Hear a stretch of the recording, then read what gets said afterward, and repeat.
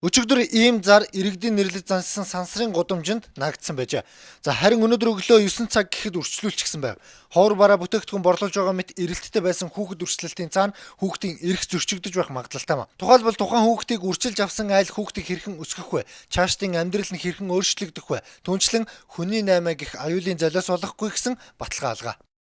Шууд ингээд зараар ингээд хандж байгаа. Энэ бол эргээд эрсдэл нь бол хүүхдийг хэн гэдэг хүн яаж аваад ямар зорилгоор авч өсгөж хүмүүжүүлэх нь бол тодорхойгүй маш эмзэг эрсдлийг өсгөж байгаа асуудал байгаа. Цаашлаад ярих юм бол энэ одоо гэмт хэргийн золиос болох юм уу эсвэл хүүхдийг одоо амнаас эрүүл мэндэнд нь ноцтой хохирол учруулж болцсохгүй байдаг.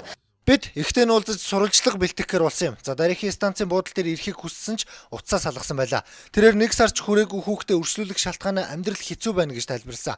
Монголд хүүхэд өршлөлийг зохицуулах хууль муу гэж албаныхан дүгнэж байгаа юм. За учир нь хүүхэд өршлүүлэхийг гэр бүлийн тухай хуулийн 55 дугаар зүйлд зохицуулсан байдаг.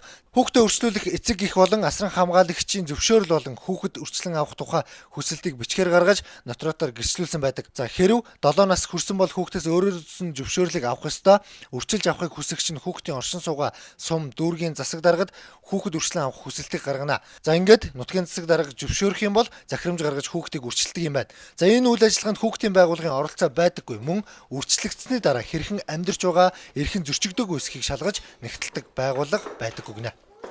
Бүрдүүлэл өгсөн иргэнд бол хүүхдийн одоо сум орон нутгийн засаг дарга бол шилж одоо захирамжийг гаргах юм боломжтой байдгийн маа. Энэ дээр бол ямар ч одоо нөхцөлөдлийн үнэлгээ байхгүй, арга гэрийн судалгаа байхгүй ийм тохиолдлууд байна.